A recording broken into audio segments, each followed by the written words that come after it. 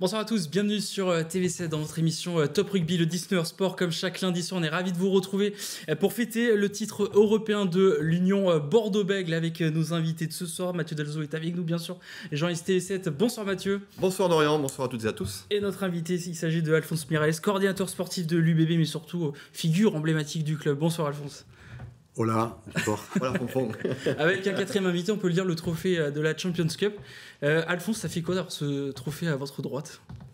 Mais écoutez, dans le sein du club, j'en ai rencontré quelques-unes, mais beaucoup plus modestes. Celle-ci, par la grandeur, par l'importance, vous savez qu'elle a un impact pour nous extraordinaire. C'est vraiment tout ce qu'on a pu vivre même à partir de la 78e minute de jeu. Oui.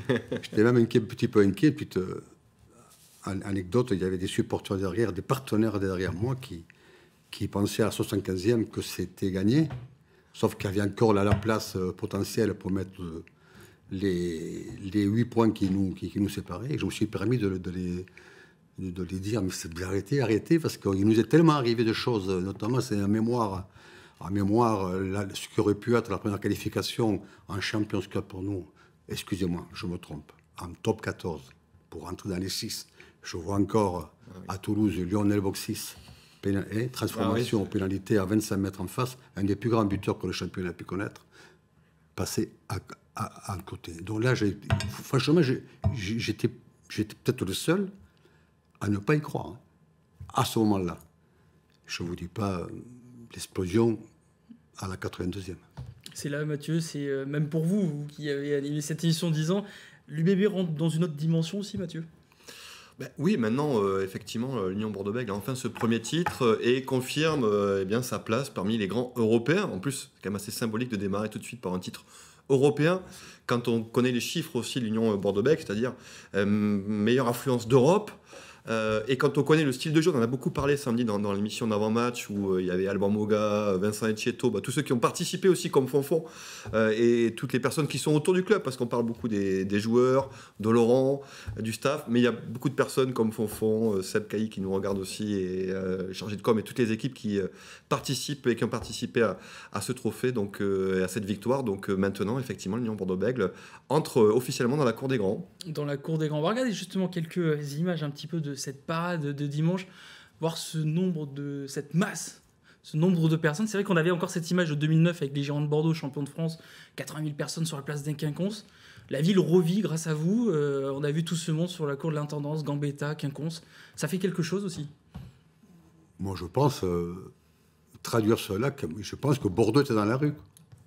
Il me semble que Bordeaux était dehors. Il a pas eu le bouffée d'air, là, à travers ce titre. J'habite le quartier, hein, puisque je pense que je peux me lâcher dans du superflu un petit peu, qui n'a rien à voir avec le thème de l'émission, mais j'habite rue de Cheverus, il faut le savoir. J'habite le journal Sud-Ouest, l'emblématique, adresse l'hôtel Cheverus, aujourd'hui l'hôtel de la Traîne. Et j'habite le quartier, donc. Quand dans ce bus impérial, nous avons attaqué le cours d'intendance, et il se profilait le Grand Théâtre, et en passant dans mon quartier. Moi, personnellement, mais j'ai vécu, et je ne suis pas le seul, puisque Yannick Bru, avec le palmarès qu'il a, avec ce qu'il a gagné par rapport au Stade Toulousain, par rapport à ses compétences internationales et autres, lui-même le reconnaît, il ne s'y attendait pas. Est-ce que je ferais... Et alors, j'étais avec monsieur le maire de Bordeaux, monsieur le maire de Bègles, depuis jeudi, je les rencontre, puisqu'ils sont venus très tôt là-bas. Et je leur disais que Bordeaux, vraiment, a pris une dimension déjà à travers le comportement que tous ces gens ont eu hier. Bordeaux est devenu une véritable ville du Sud. C'est-à-dire que Bordeaux n'est plus l'emblématique, vous savez, cette ville, la belle dormeuse, l'élégante, un petit peu bourge, entre parenthèses. Bordeaux se lâche à bon escient. Ah, vous pensez que la liesse populaire va changer quelque chose dans l'image de Bordeaux? Mais c'est intéressant, parce que c'est vrai. Ce qui a donné un caractère très populaire, mais toujours dans le bon ton. Hein, il n'y a pas eu de débordement, il y a pas... C'est vrai. Non, mais je l'avais... non, c'est très bien. Fonfon. C'est intraduisible. Bah si, mais justement, c'est ça qui est intéressant. Je vais te tutoyer parce qu'on va pas souvent. Ouais, moi je vais te tutoyer. Tu sais, Mathieu, j'ai dépassé le demi-siècle de ce club.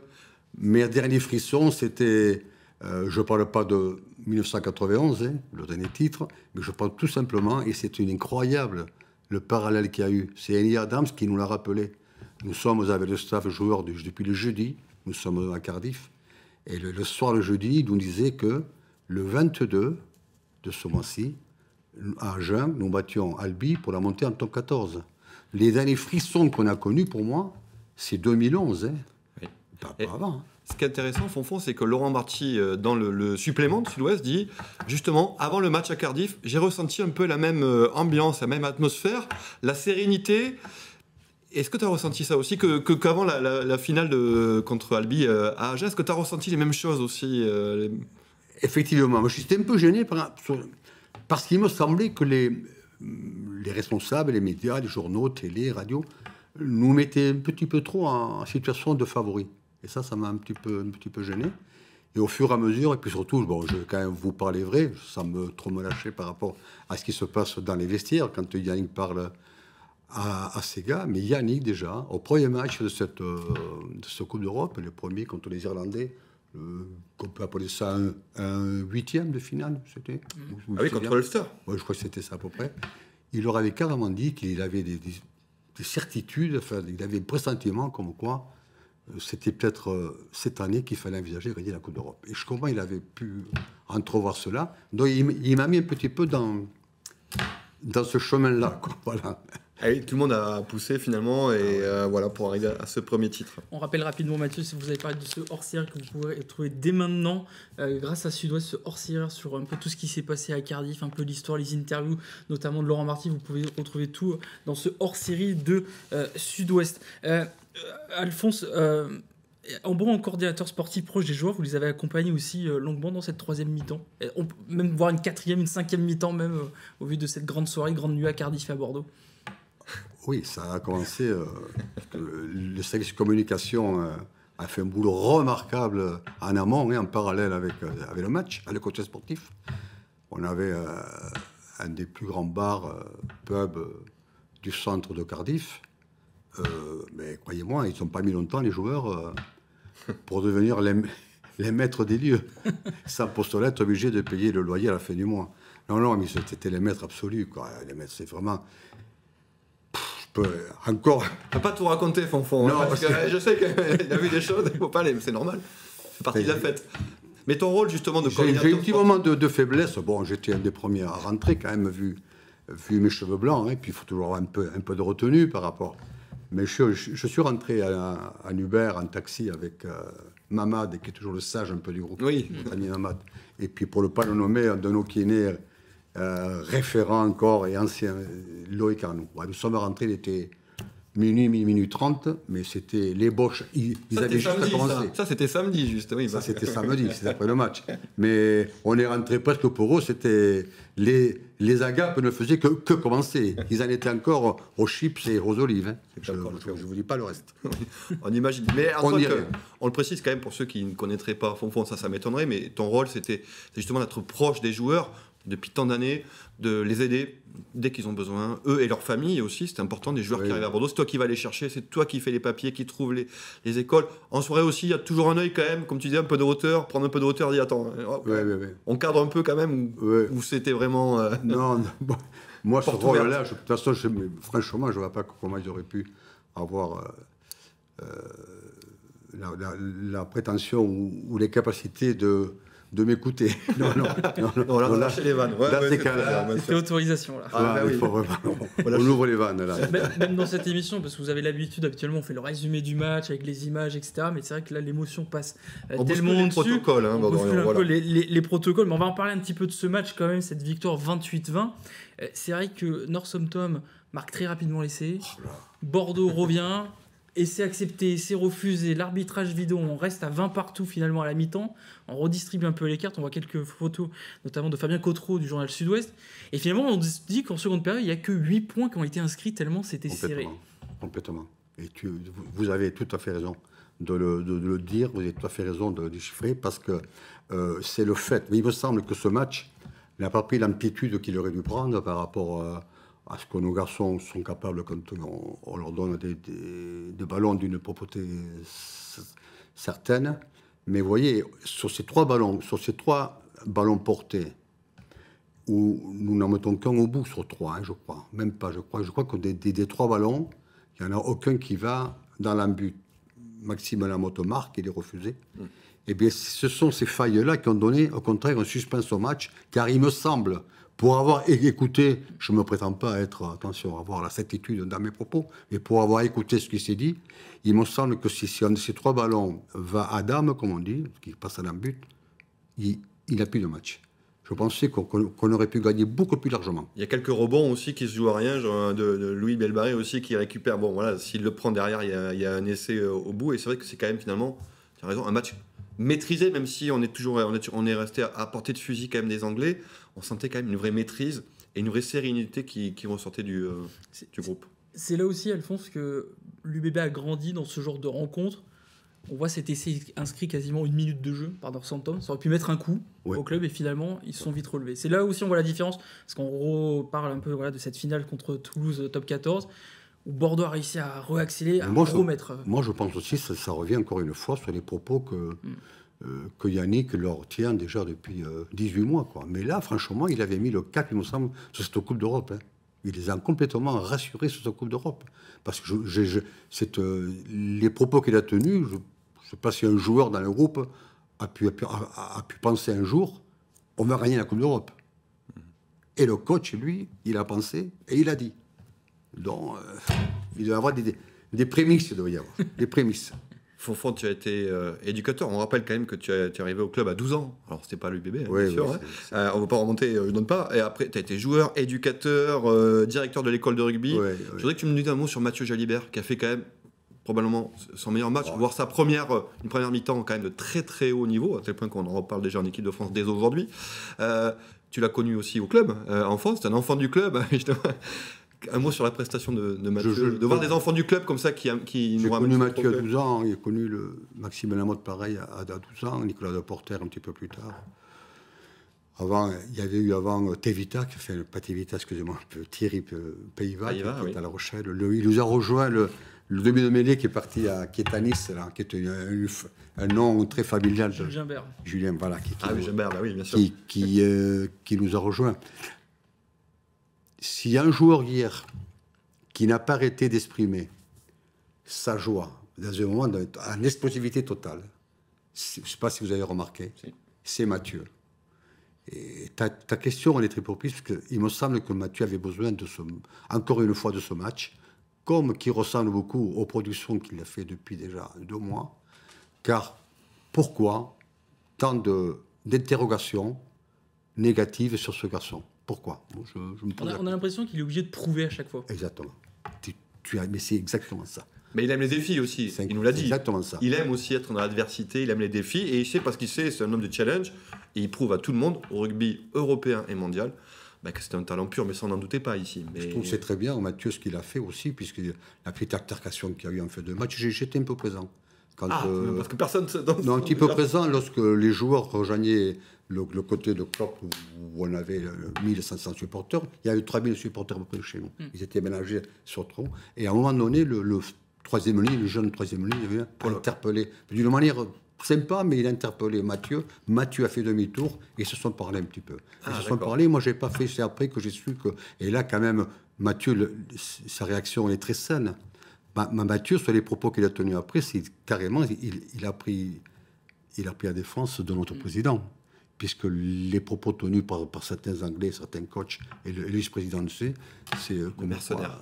Nous étions un club... Justement, on va l'écouter, Mathieu Jalibert. On l'a eu en interview d'après-match à Cardiff.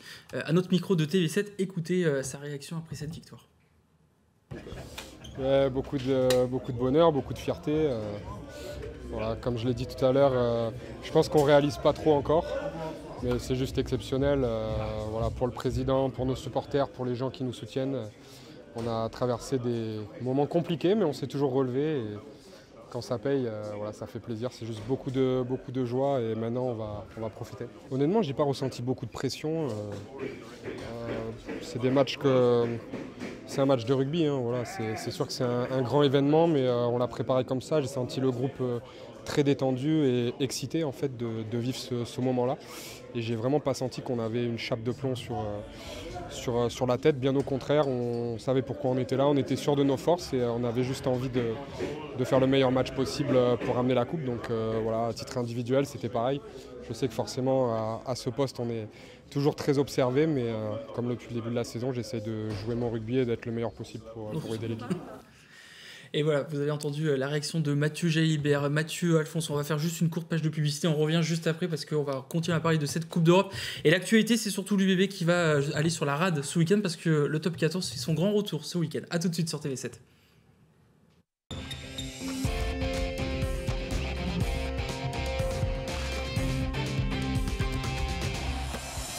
Nous sommes de retour sur TV7 avec ce magnifique trophée de la Champions Cup que l'Union Bordeaux-Bègles a remporté ce week-end à Cardiff. On va continuer à en parler de cette finale remportée par l'UBB avec notre invité Alphonse Miralles, coordinateur sportif de l'UBB, figure emblématique du club. C'est vrai que là, on était dans un endroit, dans le temple, parce qu'on parle beaucoup du théâtre de Twickenham, mais le Millennium de Cardiff, c'est quand même un temple aussi du rugby, Alphonse. Et surtout Cardiff. Cardiff. Raconte-nous l'anecdote sur Café. Voilà, est-ce que ça à mon niveau, je me retrouve à la 55e année, je crois. J'ai dépassé le demi-siècle ce club. Je me retrouve cette finale à Cardiff avec le retour, le résultat que vous savez tous. Et j'ai quelque chose d'une prédomination qui me fait que Bègles a connu un seul match en Coupe d'Europe. Musard, qu'on appelle, notre vieux Musard. En 1996, première Coupe d'Europe, un quart de finale contre Cardiff. Là déjà, mais j'ai pensé beaucoup à ça. Bien sûr, première Coupe d'Europe gagnée par le Stade Toulousain.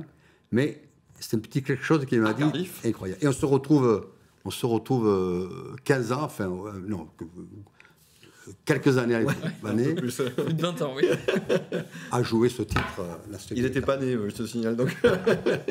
À Cardiff pour cette symbolique. Un mot aussi sur le duo Yannick Bru, Laurent Marty. Donc évidemment, tu as fait partie de la naissance de l'Union Bordeaux-Bègles, quand même, profond. Tu es allé chercher Laurent qui allait partir. Voilà, tu l'as ramené dans le duo. Ah oui, on remonte un peu le temps. Parle-nous de la complémentarité qu'il y a entre Yannick et Laurent. C'est toujours fastidieux de parler des managers parce que Yannick Bru est mon 12e manager. J'en consomme pas mal. Alors, lorsque je vais commencer à dire du bien de Yannick, ça ne veut pas dire que ceux qui sont passés avant, absolument pas. Je suis resté à peu près avec tous dans d'excellents termes.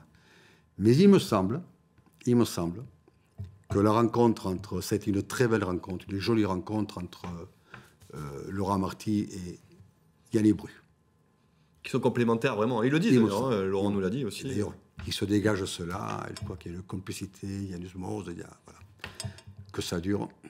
Laurent Marty, l'un des artisans de cette équipe de l'Union Bordeaux-Bègles, justement, lui aussi, on l'a interrogé en fin de match à Cardiff. Écoutez-le. Oui, je ne l'attends pas tout seul depuis tellement longtemps. C'est tout le peuple bordelais, girondin qui l'attend. Donc c'est ça ma première réaction. C'est qu'on partage ce moment avec les joueurs, le staff, le public qui était venu. On a vu des images de Bordeaux, c'était fabuleux. Et ce soir, on va fêter avec les joueurs, mais il nous tarde déjà demain pour fêter avec tout le peuple girondin. Ça va être un grand moment de partage.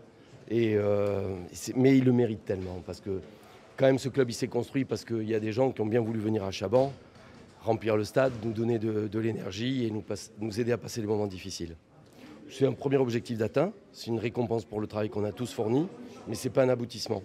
Moi, dans mon esprit, c'est si on fait un titre et qu'après on fait pchit, ça ne sert à rien. Donc j'espère qu'on va se remettre en ordre de marche pour aller chercher d'autres titres. Je crois que le premier, c'est peut-être le plus difficile, mais ça ne veut pas dire que les suivants sont faciles. Laurent Marty, l'artisan. Oui, y a pas... là on est revenu à l'antenne, Alphonse, mais Laurent Marty, voilà, c'est l'un des artisans. Excusez-moi, ça fait un peu... je t'en prie. Ça fait un peu marchand de cirage, mais je peux pas. Je suis auprès de vous.